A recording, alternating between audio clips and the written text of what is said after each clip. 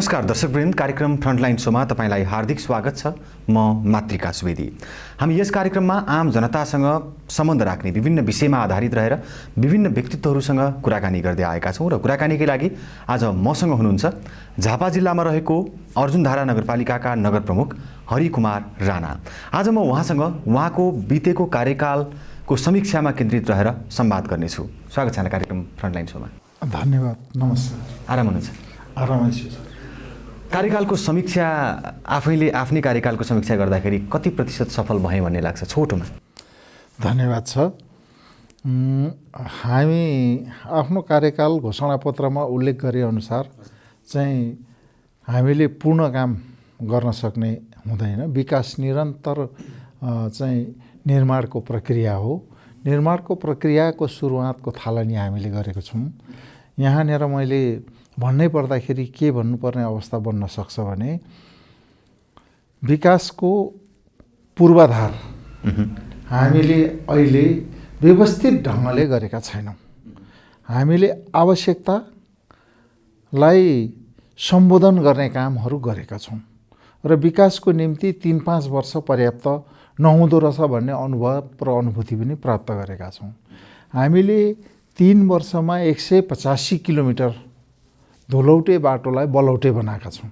म यो के गर्नुभयो कुन शीर्षकमा भन्ने विषयमा बिस्तारै आउँछु। समग्रमा कार्यकाल सफल नै मान्नुहुन्छ? कार्यकाललाई पूर्ण सफल भन्न चाहिँ म मान्ने पक्षमा चाहिँ म चाहिँ छुइनँ। त्यो सफल हुन नसक्नु अथवा पूर्णतया सफल कार्यकाल बन्न नसक्नुमा खास कारण के हुँदो रहेछ? 5 वटा खासै कारण चाहिँ 5 वटा के हो भने एउटा स्पष्ट नीति जो बल्ल प्राप्त छ 72बाट, अनि दक्ष जनशक्ति जो नीतिगत र विधिगत हुन्छ। हामी नीतिगत जनशक्ति हो 60 महिने, विधिवत जनशक्ति हुन्छ 60 वर्षे। तेस्रो स्रोत विकासको निम्ति चाहिने स्रोत हो, जो स्रोत निरन्तरताको व्यवस्थापन हुन्छ।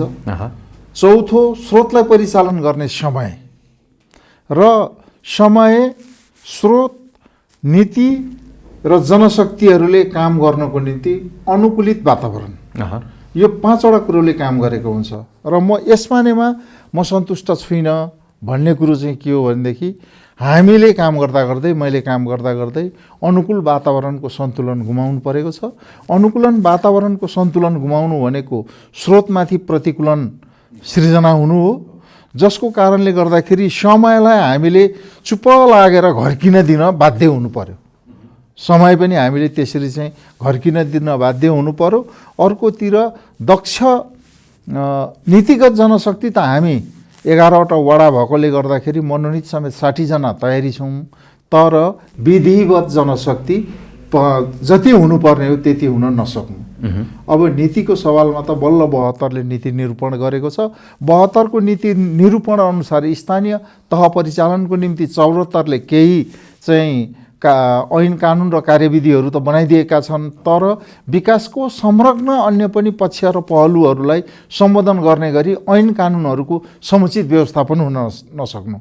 यो कारणले गर्दा म कार्यकालको पूर्ण सफल या पूर्ण सन्तुष्टि छु भनेर यसमानेमा म भन्न सक्दिनँ। यी 5 वटा कारण त यसको अस्वाभाविक असर भए पनि स्वाभाविक कारण हुन्। यो कसैको नियतले मात्रै भएको होइन, समग्र देशको व्यवस्थाले नै यो कारण उत्पन्न भएको हो भन्न सकिन्छ। यहाँको पालिकामा मात्रै होइन, समग्र लगभग अधिकांश पालिकामा यही समस्या हो। यो बाहेक तपाईँको हकमा चाहिँ अर्जुनधारा नगरपालिकाका जनता लक्षित कार्यक्रम अघि नबढ्नुमा कुनै राजनीतिक दल विशेषको चाहिँ निर्देशन या नियन्त्रण अथवा कसैको चाहिँ रोकावट, त्यस्तो कुनै कारणले काम अघि बढ्न नसकेको छ? त्यस्तो चाहिँ छैन। पार्टीकै कुनै निर्देशन हुन सक्छ? होइन, त्यस्तो केही छैन। तर मेरो कुरा के हो भने मानव जातिले विकास असन्तुष्टिबाट नै गरेको छ। त्यसो हुँदाखेरि आफूले आफ्नो कामको सन्तुष्टि आफूले जाहेर गर्नुभन्दा र मान्छेले गरेको काममा सन्तुष्टि लिनुभन्दा असन्तुष्टि लिनु र त्यसलाई सन्तुष्टि प्राप्तिको दिशातिर अझ मेहनत गरेर अगाडि बढ्ने त्यो सिँढी र प्रेरणाको रूपमा लिनुपर्छ भन्ने मान्यताको साथ मैले यो अभिव्यक्त गरेको हो। मैले नै मेरो कामबाट सन्तुष्टि छ भनेर म किन भनौँ? मेरा चाहिँ आदरणीय अर्जुनधारावासी दाजुभाइ दिदीबहिनी आमा बुवा होइन विभिन्न राजनीतिक दलहरूले काम ठिक बेठिक भयो भनेर त उहाँहरूले सन्तुष्टि असन्तुष्टि लिइदिएको चाहिँ मलाई चाहिँ एउटा प्रेरणा र कामको निम्ति अगाडि बढ्ने। तपाईँ जनतामा जाँदाखेरि चाहिँ गइराख्नुपर्छ, तपाईँ जनप्रतिनिधि जनताको घर दैलोको सरकारको नेतृत्व गरिरहनु भएको छ होइन, जनता चाहिँ कतिको खुसी भएको पाउनुहुन्छ त आफ्नै कार्यकाललाई लिएर? जनताहरू मसँग असन्तुष्टि चाहिँ मैले बुझेको छुइनँ अहिलेसम्म। तिमीले बोलेको कुरा यो चाहिँ पुर्याएनौ भन्ने कुरा चाहिँ साह्रै कम सुनेको छु। तर केही कुराहरू चाहिँ नपुगेको पुर्याउन नसकेको अवस्था चाहिँ मैले पनि बुझेको छु। जस्तो कि हामी स्थानीय तहमा बजेटमा राखेको विनियोजन गरेको स्रोतदेखि बाहेक पनि त्यो कामको सिलसिलामा हिँड्दा हिँड्दै कुनै कुनै महत्त्वपूर्ण कुराहरू कामहरू छुटेको हुँदो रहेछ। त्यस्तो कुराहरू आउँदाखेरि त्यस्तो कुरालाई सम्बोधन गर्नु नसक्दाखेरि चाहिँ असन्तुष्टि ममा पनि हुन्छ र त्यस्तो राम्रो काम देखाइदिने साथीलाई पनि असन्तुष्टि भएको। योदेखि बाहेकको भनेको हामीले प्रस्ताव गरेर लगिएका कामहरू छानिएका योजनाहरू सबै सम्पन्न र सन्तुष्ट प्राप्त गर्न सकिएको छ। तपाईँको कार्य समूहबाटै असहयोग त्यस्तो छैन। तपाईँहरू काम गर्न स्वतन्त्र हुनुहुन्छ? हामीलाई पुरापुर सहयोग छ।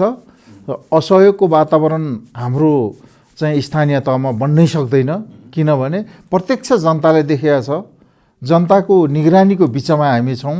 अब आफैले मती बिगारेर तलमाथि गरियो होइन भनेको मानिएन, निर्णयहरूलाई चाहिँ उलटपुलट गर्न खोजियो भनेदेखि चाहिँ असहयोग हुन्छ। तर नीतिगत निर्णयहरूलाई कार्यान्वयन गराउने सवालमा जनतासँग सुरुमा चाहिँ प्रस्तावहरू लिएर होइन योजनाहरू वडाबाट जनताबाट लिएर राखेर अगाडि बढाएर लिएर जाने सवालमा दृढ निश्चयको साथ कामलाई अगाडि बढाएर जाँदाखेरि चाहिँ त्यस्तो हुँदैन। नभएदेखि तपाईँहरूले हिजो गरेको कुरा हो के हो भनेर आफैले प्रति प्रश्न गरेर उहाँहरूलाई चुप लगाउन सक्ने वातावरण चाहिँ हुन्छ।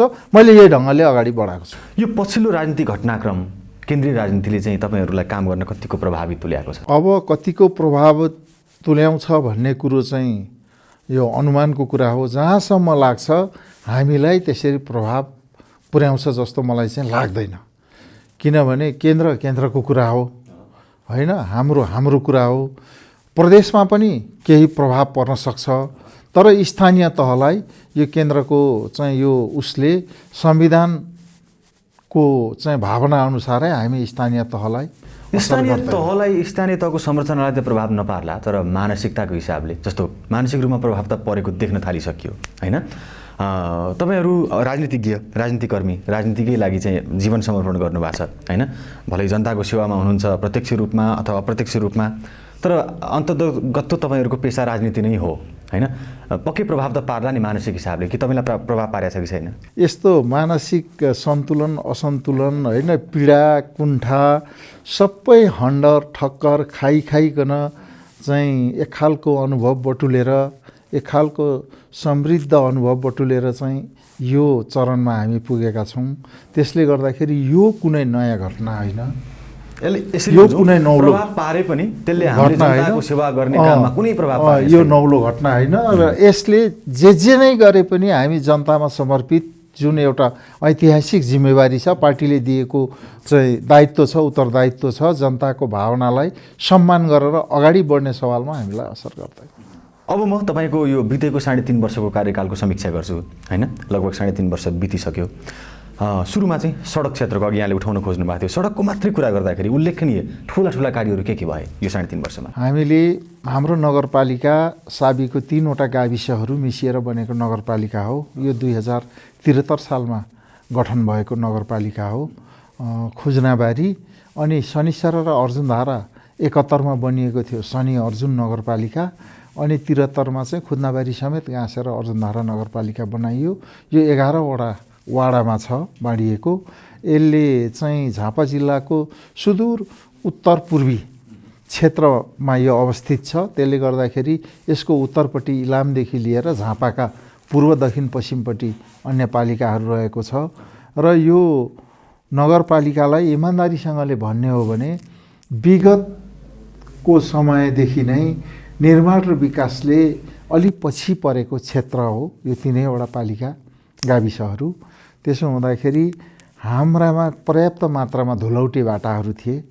हामीले पुरै 3 वर्षमा धुलौटे बाटाहरूलाई बलौटे बनाउनको निम्ति करिब 185 किलोमिटर बाटो हामीले चाहिँ ग्राभेल गर्न सफल भयौँ। हामी नगरपालिकामा छिर्दा 53वटा पुल चाहिँ विगत चाहिँ अवस्थामा निर्माण गरिएका पुलहरू चाहिँ भत्किएको थियो। हामीले पहिलो सालै करिब 53वटा पुल, दोस्रो साल चाहिँ करिब 30वटा पुल, मोटरेबल पुल, मोटरेबल पुल, ग्रेभल पनि मोटरेबल अनि त्यो ऊ पनि चाहिँ मोटरेबल 83वटा र पोहोरको साल चाहिँ करिब 22वटा जति निर्माण गरेर 105वटा जति पुल हामीले निर्माण गऱ्यौँ। तर पोहोरको साल लकडाउनको कारणले गर्दा 5वटा चाहिँ असारमा हामीले क्लियर गर्न सकिएन। त्यसलाई चाहिँ 6 महिनाको म्याद सङ्घीय सरकारले थपिदिएपछि यो त्यो कम्प्लिट भइसकेको छ। 105वटा पुल हामीले निर्माण गरिसकेका छौँ। यसको अतिरिक्त सडककै कुरा गर्दा, हजुर सडककै कुरा गर्दा अरू सडककै कुरा गर्दाखेरि चाहिँ हाम्रो नगरपालिकामा विगतमा र्याब 3 ले निर्माण गरिदिएको 2टा बाटो थियो। एउटा चाहिँ चारपानेदेखि शनिसरे बजार हुँदै बुधबारे जोड्ने एउटा सडक चाहिँ त्यसलाई शहीद रामप्रधान मार्ग पनि भनिन्छ। लक्ष्मीपुरदेखि यो शनिसरेको अर्जुनधाराको भाङबारी रातेखाल हुँदै साधुटार जोड्ने सडक, यो सडकहरू बनाइएको थियो। अनि अर्को भनेको र्याब 3 ले नै शनिसरे बजारदेखि खुद्नाबारीसम्म जाने सडक निर्माण गर्दै थियो, निर्माण गर्ने क्रममा थियो। अब यो सडक र्याब 3 फेज आउट भएर गयो। र्याब 3 फेज आउट भएर गइसकेपछि समस्या के बन्यो भने त्यो सडक कम्प्लिट भएको थिएन। त्यो सडक कम्प्लिट नभएको कारणले गर्दाखेरि असार मसान्तसम्म, विगतको असार मसान्त 77 असार मसान्तमा सक्नुपर्ने, तर र्याब 3 पोहोरको साल फेज आउट भयो। फेज आउट भएपछि सङ्घले प्रदेशलाई पठाइदियो। प्रदेशले पनि त्यसलाई विनियोजनको व्यवस्थापन मिलाउन अलिकति असहज बन्यो होला, सङ्घले पनि असहज बन्यो। तर सङ्घले पनि त्यसलाई चाहिँ व्यवस्थित नगर्न सकेपछि त्यो बाटो अहिले धुलौटेमा परिणत भएको छ। झन् खतरा धुलौटेमा छ। म एउटा काम त्यसैको लागि पनि शनिसरे खुद्नाबारी करिब 7.70 किलोमिटर बाटो छ। त्यो करिब 7.25 करोड जतिमा ठेक्का लागेको हो। केही करोड उहाँहरूले प्राप्त पाएर केही करोड उहाँहरूले पाउन बाँकी छ। ठेकेदारले त्यो काम गरेको छैन। यसको निम्ति डोलीडार पुल्चोक र सङ्घीय मामिला मन्त्रालय सिंहदरबार भित्र चाहिँ सचिवजीहरू, योजना अधिकृतजीहरूलाई चाहिँ भेटघाट गर्ने। अब यो कार्यक्रमलाई अगाडि बढाउनु पर्यो। यो स्रोत खर्च गर्नुको निम्ति स्वीकृति दिन अर्थ मन्त्रालयको सचिवजीसँग चाहिँ बसेर कुराकानी गरेर यही अनुक्रममा चाहिँ हिँडिएको छ। यो सडकको सवालमा यो छ। स्वास्थ्य क्षेत्रको कुरा गर्दाखेरि चाहिँ अहिले नगरपालिकाभित्र तपाईँहरू निर्वाचित भएर आएपछि स्वास्थ्य क्षेत्रमा के काम भयो उल्लेखनीय? हामी निर्वाचित भएर आइसकेपछि जम्मा 3टा स्वास्थ्य केन्द्र थियो। खुजनाबारीमा एउटा स्वास्थ्य केन्द्र थियो, अर्जुनधारामा एउटा निर्माणाधीन स्वास्थ्य केन्द्र थियो, शनिसरेमा एउटा स्वास्थ्य केन्द्र थियो। त्यो खुद्नाबारी र अर्जुनधाराको स्वास्थ्य चौकी हो। अनि स्वास्थ्य केन्द्र भन्ने चाहिँ शनिसरेमा थियो। हामी निर्वाचित भएर आइसकेपछि हामीले 1 साल पछाडिबाट त्यसलाई 24 घन्टे सेवामा परिणत गरिदियौँ। 24 घन्टे सेवामा परिणत गरिसकेपछि अनि त्यसले चाहिँ हस्पिटलमा लानुपर्छ भन्ने हामीले गऱ्यौँ र भर्खरै हामीले त्यसलाई 15 बेडको हस्पिटल चाहिँ प्रदेशको सामाजिक मन्त्री मान्य जीवन घिमिरे र राज्य मन्त्री मान्य जसमाया गजमेरलाई लिएर गएर 24 घन्टे उठायौँ। तर सङ्घले चाहिँ 10 कट्ठा जमिनमा बनिएको अस्पताल अलिक कम हुन्छ, त्यसो हुँदाखेरि न्यूनतम 15 कट्ठा जग्गा चाहिन्छ भन्ने खालको कुरो सङ्घबाट त्यो खालको परिपत्र भइसकेपछि हामीले फेरि जमिन खोज्यौँ र भर्खरै मात्रै 1 हप्ता मात्रै हुँदैछ 1 बिघा जग्गा आदरणीय समाजसेवी स्वर्गीय राधाकृष्ण बरालजीको सुपुत्रहरूले खास गरिकन कान्छा छोरा चाहिँ साहित्यकार कृष्णप्रसाद बरालजीको अगुवाईमा उहाँको दादाहरूसँग चाहिँ समन्वय गरेर पुरै 1 बिघा जग्गा उहाँहरूले मातापिताको सम्झनामा सम्मानमा प्रदान गर्नुभएको छ। त्यो जमिन पनि हामीले स्वास्थ्य मन्त्रालयमा चाहिँ दिएर अब हामीले 15 कट्ठा होइन हजुर 1 बिघा जमिन प्राप्त गरेका छौँ। अब यो अस्पताल बनाउनको निम्ति आवश्यक पूर्वाधारहरू, उपकरणहरू, इक्विपमेन्टहरू दिनु पर्यो, तर हामीले अस्पतालमा रूपान्तरण गरेर अगाडि बढाएको छौँ। हामीसँग ल्याब पनि कमजोर छ, हामीसँग भिडियो एक्सरेहरू पनि कमजोर छ, हामीसँग चाहिँ यो फ्रिजहरू के सामानहरू राख्ने, औषधिहरू राख्ने रेफ्रिजरेटर पनि छैन भन्ने खालको कुराकानी गर्दाखेरि स्वास्थ्य मन्त्रालय विभागबाट हामीलाई केही सामग्रीहरू पनि उपलब्ध गराएको छ, व्यवस्थापन भएको छ र हामीले 11वटा वडामध्ये 9वटा वडा, दूरदराजका 9वटा वडा जुन खुद्नाबारीको 3 नम्बर वार्डमा रहेको र अर्जुनधाराको 4 नम्बर वार्डमा रहेको देखि बाहेक बाँकी वार्डहरूमा चाहिँ हामीले प्रत्येक वडामा एउटा खोप केन्द्रहरू निर्माण गरिसकेका छौँ र निर्माणको क्रममा छौँ र केही खोप केन्द्रहरू निर्माण गर्न बाँकी रहेको खोप केन्द्रहरू चाहिँ निर्माण गरिसकेका छौँ। तर वडा स्वास्थ्य केन्द्र निर्माण गर्ने क्रममा हामीले 2टा वडा स्वास्थ्य केन्द्र चाहिँ निर्माण गरेको छौँ। 2 नम्बर र यो उसमा 11 नम्बरमा। अब यसपालि 4वटा वडा स्वास्थ्य केन्द्र फेरि निर्माण गर्दैछौँ, जम्मा 6वटा हुन्छ। आगामी वर्ष 5वटा वडा स्वास्थ्य केन्द्र निर्माण गर्ने। वडा स्वास्थ्य केन्द्र र खोप केन्द्रको फरक चाहिँ के हो भने खोप केन्द्र महिनामा एकचोटि बिरामीहरूको जाँच हुन्छ, त्यहाँ खोपसोप के जाति लगाइन्छ। तर वडा स्वास्थ्य केन्द्र भनेको चाहिँ निरन्तर हिजोको स्वास्थ्य चौकी जस्तो बनिएर जान्छ। यो ढङ्गले हामी अगाडि बढाउँदै गइरहेको कुरा जानकारी गराउन चाहन्छु। अब शिक्षा क्षेत्रको कुरा गर्दाखेरि अब झापा आफैमा साक्षरता बढी भएको जिल्लामध्येको एक हो होइन? अब यहाँको नगरपालिका पनि पक्कै शिक्षा क्षेत्रमा राम्रै कामहरू भए होलान्। शिक्षाको सवालमा चाहिँ मेरो अलि भिन्न खालको चाहिँ धारणा पनि छ। मैले झापामा जानुभएको बेलामा तत्कालीन शिक्षा मन्त्री मान्य गिरिराजमणि पोखरेलजीको अगाडि नगरपालिकाको तर्फबाट यसो शुभकामना राख्ने अवसर पर्यो। त्यो चाहिँ हाम्रा श्रद्धेय चाहिँ नेता कम्युनिस्ट आन्दोलनका धरोहर नरबहादुर कर्मचारी स्मृति प्रतिष्ठानको नाममा खडा गरिएको प्रतिष्ठान जसले चाहिँ प्राविधिक शिक्षाको पठन पाठन गराउँछ, त्यसको उद्घाटन सत्रमा जानुभएको थियो। र त्यति बेला मैले के भनेको थिएँ भने 7 सालभन्दा अगाडि शिक्षा लिनै पाइँदैन थियो। 7 सालदेखि पछाडि शिक्षा सनै अगाडि बढेर गयो र 28 सालको नयाँ शिक्षा प्रणालीले द्रुत गतिमा विकास पायो। तर त्यति बेलाको अवस्था के थियो भने सिङ्गो देश असाक्षर थियो। त्यसो हुँदाखेरि साक्षर बनाउने शिक्षाको व्यवस्थापन भयो। अब अहिले करिब हामीहरू सबै साक्षर भइसकेका छौँ। अब भएका छैनौँ भने पनि अब हुने बालबच्चाहरू सबै साक्षर हुन्छन्। तर अब साक्षरले मात्रै हाम्रो देशको निर्वाह हुँदैन। अब प्रविधि युक्त प्राविधिक शिक्षा, प्राविधिक मैत्री प्राविधिक शिक्षाको व्यवस्थापन हुनुपर्छ भनेर मैले त्यहाँ जानकारी गराएँ। सोही अनुरूप हाम्रो नगरपालिकामा कृषि र पशुपन्छी, कृषिमा आधारित नगर हुनाको कारणले गर्दाखेरि यसरी गरौँ र पर्यावरणमा चाहिँ साह्रै असन्तुलन भएकोले गर्दाखेरि पर्यावरण सम्बन्धी पनि शिक्षा लगाउनुपर्छ भनेर छलफल चलाइयो, कुराकानी गरियो। तर यहाँ झमेला के रहेछ भन्दाखेरि तलले मात्रै सोचेर माथि नहुने रहेछ। शिक्षा ऐन 2028 लाई पालना गर्नुपर्दो रहेछ। अब शिक्षा ऐन 2028-2019 को संविधानको भावना अनुसार आयो होला, त्यसलाई सम्बोधन गर्न। त्यस पछाडि कतिवटा संशोधन फेरियो। 62 पछाडि पनि 72 को संविधान आएको छ, मूल कानुन। यसको भावनालाई समेट्ने ऐन कानुन जबसम्म बनेर जान सक्दैन तबसम्म हामीले केवल साक्षर बनाउने एउटा चेतनाको सन्देश दिने, राजनीतिले संविधान हेरेर सन्देश प्रवाह गर्दो रहेछ।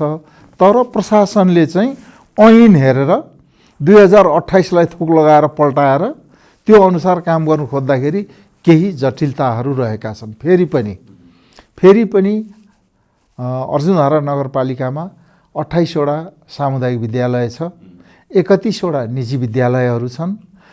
निजी विद्यालयहरूलाई चाहिँ उहाँहरूलाई अध्यापनको निम्ति सहजता बनाउने, सजिलो अप्ठ्यारोमा चाहिँ सहजता बनाइदिने उनीहरू आफ्नै ढङ्गले अगाडि बढेको छ र बढी मात्रामा हामीले ध्यान पुर्याउने सामुदायिक विद्यालयमा हो। सामुदायिक विद्यालयहरूका छानाहरू सबै हिजो पञ्चायतका पालामा, बहुदलको पालामा फेरफार गर्न पनि त्यति ध्यान पुगेन छ। सबै छेड परेर चुहिने, बर्खाको बेलामा पढाउने बेलामा चाहिँ पानी चुह्यो भने विद्यार्थीले कसरी पढ्ने, मास्टरले कसरी पढाउने, छेउछेउमा कुना जहाँ चुहिँदैन त्यहीँ गएर उभिनुपर्ने भएपछि त के पढाइ हुने। यो कुरा बुझेर हामीले यो कुरा बुझ्न पनि पुरै 3 वर्ष लाग्यो र यो काम सम्पन्न गर्नको निम्ति 4 वर्ष लाग्यो। अब यसपालि पुरै छाना फेर्दैछौँ हामीहरू। अनि विशेष अनुदान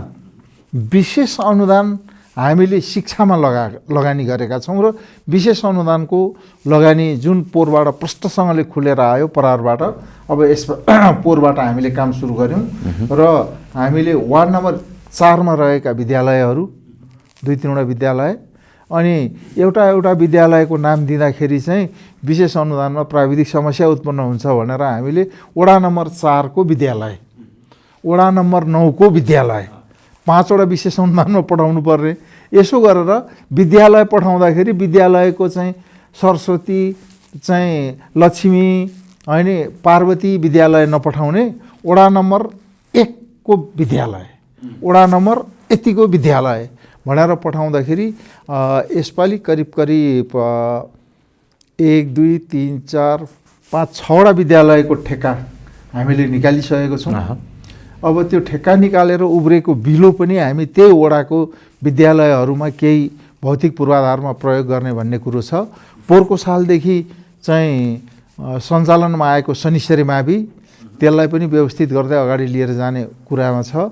हामीले 76बाट शिक्षा पकेट क्षेत्रको रूपमा वडा नम्बर 5बाट सुरु गरेको थियौँ र वडा नम्बर 5 को सामाजिक प्राथमिक विद्यालयलाई त्यो प्राविमा चाहिँ एकजना शिक्षाविद अर्जुन भट्ट सरलाई उहाँले चाहिँ राम्रोसँगले चाहिँ त्यो शिक्षकहरूलाई पनि ट्रेनिङ दिँदै त्यो अगाडि बढाउने भनेर गरेका थियौँ। तर त्यो पोहोरको साल अलिकति विस्तार गर्ने भनेर विस्तारको कुरा चाहिँ भयो, तर प्राविधिक सङ्कट मैले अघि भनेको 5वटा सूत्रमध्येको यो प्रतिकूलताले गर्दाखेरि शिक्षामा र त्यो त भयो यसको अतिरिक्त के भइदियो भनेदेखि नानीहरूलाई स्कुलमा पठाउनै नसकिने भइसकेपछि अर्को ठुलो सङ्कट उत्पन्न भएर अब अर्जुनधारा नगरपालिका सबै वाइफाईको नजिक छैन, नेटको नजिक छैन। अब अर्जुनधारा नगरपालिकालाई चाहिँ वाइफाई जोन बनाएर अनि हरेक विद्यालय, हरेक आमाबाबुहरूले, हरेक नानीहरूले चाहिँ इन्टरनेटको पहुँचबाट माध्यमबाट चाहिँ पठन पाठन गर्ने चेतना लिने र केही विद्यालयहरूमा पनि प्रविष्ट गराउने भन्ने दिशातिर सोच्न बाध्य बनाउने अवस्था सिर्जना भएको छ र शिक्षाको क्षेत्रमा यही ढङ्गले हामी अगाडि बढ्दैछौँ। कृषि क्षेत्रको कुरा गर्दा कृषिमा त अधिकांश जनता आसिन्छन् होइन, अर्जुनधाराकै पनि। कृषि क्षेत्रमा यहाँले गर्नुभएको ठुला परियोजना आयोजनाहरू के हुन्? कृषि क्षेत्रमा मैले निवेदन गरौँ, हामीले सबैभन्दा बढी पहिलो साल पनि हामीले करिब चाहिँ 86-87% बजेट पूर्वाधारमा लगायौँ। दोस्रो साल करिब 80-82% लगायौँ। तेस्रो साल पनि हामीले 70-75% राखेको थियौँ। अब यो साल पनि हामीले पूर्वाधारमा करिब 60% जस्तो बजेट हामीले राखेका छौँ र त्योदेखि उब्रेको मात्रै शिक्षामा, स्वास्थ्यमा, कृषिमा, पशुमा, मानव संसाधनमा हामीले राख्नको कारणले गर्दाखेरि हामीले सानो क्षेत्र ट्रायल परीक्षणको रूपमा कृषिमा जुन हिजोदेखि गरेको प्र्याक्टिस छ, यो प्र्याक्टिसलाई चाहिँ हामीले चाहिँ रिथिङ्क गरेर अगाडि लानुपर्छ भनेर पकेट क्षेत्रको रूपमा हामीले लियौँ। यहाँबाट चाहिँ के गरिएको छ भन्दाखेरि फेरि यो कृषिको ऐन फेरिएको छैन, यो कृषिको ऐन पनि बनिन जरुरी छ। सङ्घले या प्रदेशले मागको आधारमा चाहिँ अनुदान दिने गरेको छ। तर अर्जुनधारा नगरपालिकाले चाहिँ के अनुभव गरेको छ भने मागको आधारमा अनुदान दिने होइन, उसको कार्य क्षमताको आधारमा र उसको कार्य तत्परता र उसको चाहिँ मेहनतको आधारमा चाहिँ अनुदान दिनुपर्ने हुनेरहेछ। जहाँसम्म अनुदान पनि दिने कुरालाई हामीले रोक्नुपर्छ। अनुदानले अल्छे र कागजी बनाएको छ हो, तर हामीले चाहिँ किसानले उत्पादन गरेको वस्तुमा चाहिँ बजार मोलभन्दा पनि केही रकम राखेर चाहिँ दिने हो भनेदेखि अनि उहाँहरूले उत्पादन गर्नुको निम्ति आफै जोस जाँगर चलाउनुहुन्छ र हाम्रो उत्पादन गरेको वस्तुले सही बजार पाउने, सही मोल पाउने हो भने किसानलाई उत्पादन गर्नुको निम्ति अनुदान दिइबस्नु पर्दैन जस्तो नगरपालिकाको अनुभव छ। त्यसो हुँदाखेरि यो अनुभव प्राप्त गर्नुको निम्ति पनि हामीलाई 3 वर्ष समय लाग्यो र दोस्रो साल हामीले वार्ड नम्बर 2 लाई पशु पकेट दुध पकेट क्षेत्रको रूपमा हामीले प्रयोग गऱ्यौँ। हामीले त्यो वार्डलाई 5 वटा टोलमा विभक्त गरेको थियौँ र एउटा टोल 4 नम्बर टोल बेल्टा टोललाई हामीले गऱ्यौँ। त्यहाँ करिब चाहिँ 160 घरधुरीहरू हुनुहुन्थ्यो। सुरुवात गर्दाखेरि 23 घरधुरीबाट हामीले सुरु गऱ्यौँ। पछि त्यसलाई 1 वर्ष पछाडि समापन गर्ने बेलामा करिब 143 धुरीको साथीहरू आउनुभएको थियो। हामीले त्यहाँ केही गरेनौँ।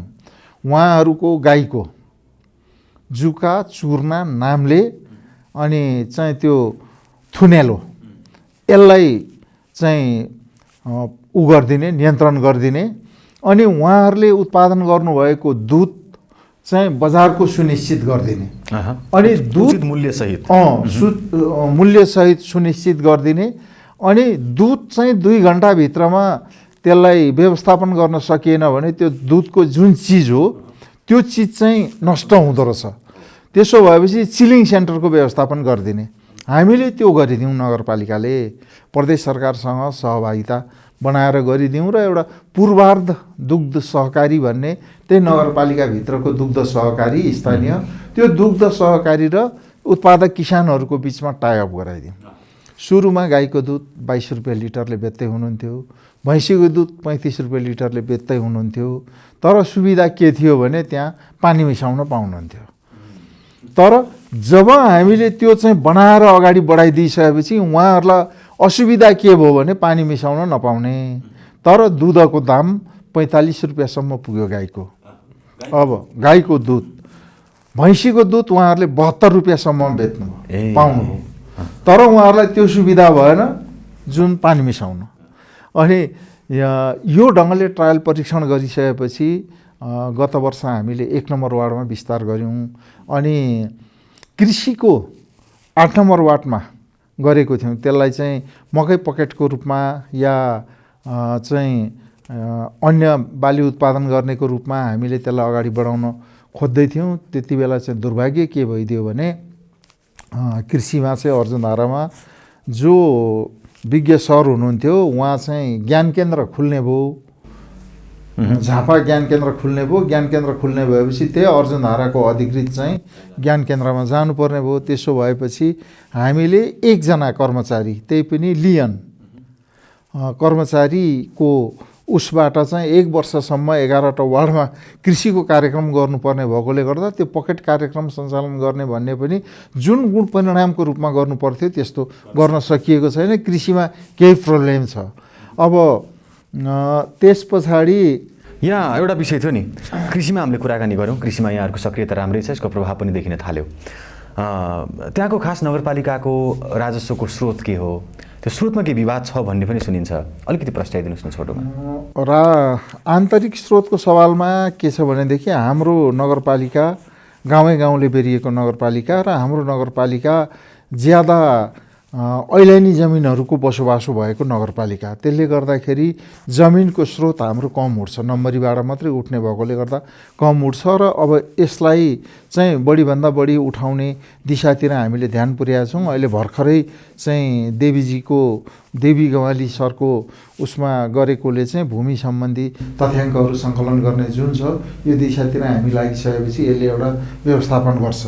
अर्को स्रोत भनेको हाट बजारहरू हामीसँग सीमित छ। निर्माण विकासले पछाडि परेकोले गर्दाखेरि हाट बजारहरूमा सीमितता छ। हामीसँग राम्रो अर्को स्रोत भनेको चाहिँ प्राकृतिक स्रोतको स्रोत हो। हामीसँग चाहिँ बिरिङ, ट्याङटिङ, नेते, यो ठुली सुखानी, यो खोलाहरूले चाहिँ चिरेको छ। यसले हामीलाई चुनौती र दुःख पनि साह्रै दिएको छ। यसको अवसर पनि हामीसँग राम्रो छ, तर यो अवसरलाई हामीले चाहिँ प्रयोग गर्न हामीलाई बहुत सकस परेको छ। सङ्घले ठेक्का लगाउने जिम्मा स्थानीय तहलाई दिएको छ, अर्जुनधारा नगरपालिकालाई। अनि 40% प्रदेशले रान्छ राजस्व, हामीले त्यो चाहिँ बाँडफाँड खातामा हामीले राखिदिन्छौँ, तर दर रेट प्रदेशले चाहिँ तय गरिदिने कुरो गरेका छ।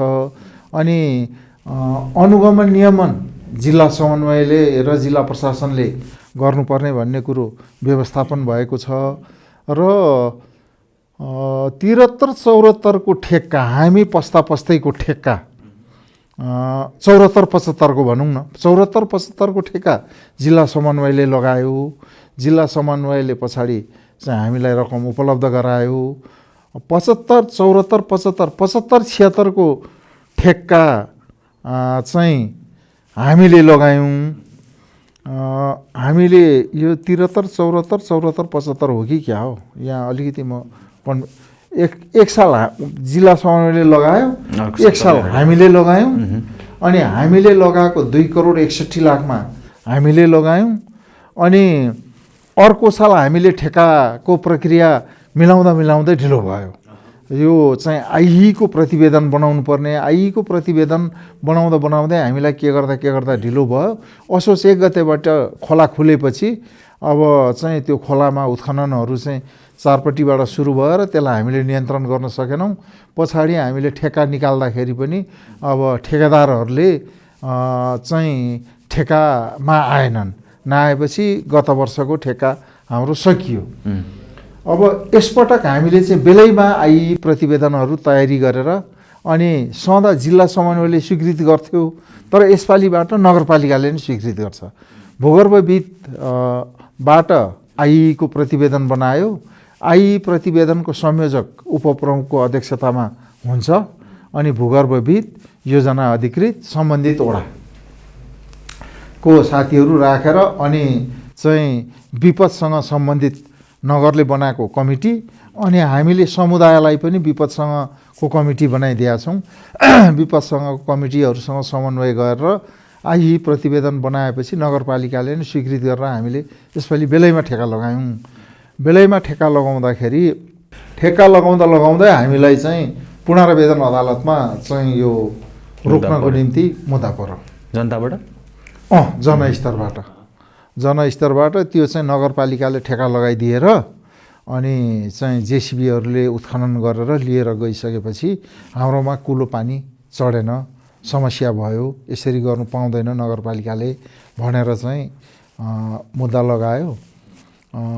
पुनरावेदन अदालत चाहिँ विराटनगरको त्यो इजलास के कार्यालय चाहिँ इलाममा सामान्य मान्य न्यायाधीशज्यूहरूसँग गएर छलफल पश्चात हामी इलामबाट फर्केर आधी बाटोमा आइपुग्दा नआइपुग्दा हामीले त्यो चाहिँ तपाईँहरूले प्रक्रिया अगाडि बढाउनु भन्ने खालको सूचना, स्वीकृति, अनुमति हामीले प्राप्त गऱ्यौँ। त्यही अनुसार हामीले बढाउँदै लिएर गयौँ।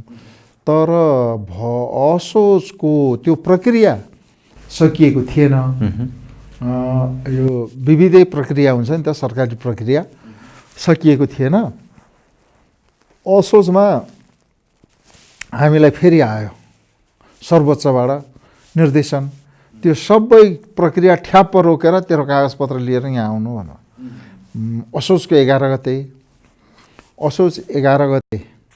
हामीले प्रतिनिधि बनाएर पठायौँ नगरपालिकाबाट सबै कागजपत्रहरू लिएर।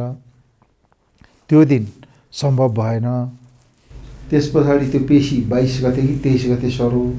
त्यति बेला सर्वोच्चका सबै 2 जना मान्य श्रीमान न्यायाधीशज्यूहरूलाई चाहिँ कोभिड देखियो, पोजिटिभ भयो। त्यो भएपछि अदालत रोकियो। त्यस पछाडि कार्तिकको 23 गते चाहिँ फेरि आदेश भयो। कार्तिकको आया 23 गते पनि अब यहाँ त्यो पुनर्वेदन जस्तो त त्यो चाहिँ 14 जिल्लाको कुरो भएन, यहाँ त 77 जिल्लाको कुरा भयो होइन। अनि फेरि त्यो दिन पनि पेशीमा चढ्न सकेन। त्यस पछाडि मङ्सिरको 22 गते भयो, मङ्सिरको 22 गते पनि पेशी चढ्नु सकेन। 29 गते मङ्सिरलाई पुग्यो, त्यो पनि पेशी चढ्नु सकेन। 6 गते पुसमा पुग्यो, 6 गते पुसमा पुगेपछि अनि 6 गते पुसमा पनि नाम भित्तामा देखियो तर पेशी चढ्नु सकेन। अनि हिजो थियो 13 गते, हिजो 13 गते के चाहिँ कारण भयो, हिजोको पनि अब पेशी चढ्नु सकेन। विचाराधीन नै छ, त्यो प्रतीक्षामै हुनुहुन्छ। यो विचाराधीन छ। यसले चाहिँ प्राविधिक समस्या चाहिँ हामीलाई के उत्पन्न गरेको छ भने हामीलाई प्रदेशले पठाएको दर रेट अनुसार प्रतिवेदनमा उल्लेख भए अनुसार 3 करोड 35 लाख रुपियाँको हामीले ठेक्का निकालेको, 5 करोड 55 लाख रुपियाँ ठेक्कामा परेको छ। अब ठेकेदारजीहरूको कुरो के छ भनेदेखि समयमा यो हामीले उत्खनन गरेर बेचबिखन गर्न नपाउने स्थिति बन्यो भने हामी ठेक्का मान्न सक्दैनौँ। किनभने तपाईँले निकालेको भन्दा 2 करोड बढी लगाएर 2 करोड 20 लाख बढी लगाएर हामीले गर्दैछौँ। जनता चाहिँ अब त्यहाँ टुट पडिरहेछ होइन, त्यहाँ त उत्खनन त भइरहेछ। त्यसले गर्दाखेरि हामीले उत्खनन गर्ने चाहिँ अरूले नै उत्खनन गरेर लगिदिइसकेपछि त हामीले तिर्नुको अर्थ हुँदैन। त्यसो हुँदा हामी अब यो समस्यामा छौँ कि ठेकेदार साथीहरूले यदि यो खोलाको कन्ट्र्याक्ट तोडिदियो भनेदेखि 5 करोड 55 लाख भनेको त प्रदेश सरकारको 40%, हाम्रो 60%। प्रदेशलाई त्यो 2-2.5 करोड रुपियाँको त्यस्तो तात्विक फरक नपर्ला, तर नगरपालिकालाई त जम्मा टोटल बजेट विकासको निम्ति 22.5 करोड बजेट बोकेर विकास गर्ने नगरपालिका अर्जुनधारालाई त 3.5 करोडको असन्तुलन त कति पर्सेन्ट असन्तुलन हुन्छ। यो समस्या छ आन्तरिक स्रोतको सवाल। समस्याहरूलाई जित्दै अघि बढ्नुहोस्। तपाईँको आगामी कार्यक्रमको लागि शुभकामना भन्दै आजको लागि महत्त्वपूर्ण समय र संवादको लागि धेरै धन्यवाद। धन्यवाद। यो तपाईँको लोकप्रिय न्युज 24 मार्फत अर्जुनधारा नगरपालिकाले अहिलेसम्म गरेको निर्माण विकास समस्या सहज र अप्ठ्याराहरूको बारे आम दाजुभाइ दिदीबहिनीहरू, अर्जुनधारा दाजुभाइ दिदीबहिनीहरूलाई प्रष्ट बनाउने जुन अवसर दिनुभयो यसको निम्ति म सुवेदी सहर मार्फत न्युज 24 का सम्पूर्ण युनिटलाई हार्दिक आभार धन्यवाद अर्जुनधारा नगरपालिकाको तर्फबाट गर्न चाहन्छु। र यो कोभिड 2019बाट जोगिँदै नगरको समग्र विकास गर्नुको निम्ति अर्जुनधारावासी दाजुभाइ दिदीबहिनीहरू चाहिँ एक मना एकताको साथ अगाडि बढ्नुको निम्ति हार्दिक आह्वान अनुरोध गर्दै बिदा लिन चाहन्छु। धन्यवाद, नमस्कार। दर्शकवृन्द, आज हामीले संवाद गऱ्यौँ झापाको अर्जुनधारा नगरपालिकाका नगर प्रमुख हरिकुमार राणासँग। आजको कार्यक्रमबाट हामी सबै बिदा माग्छौँ। नमस्कार।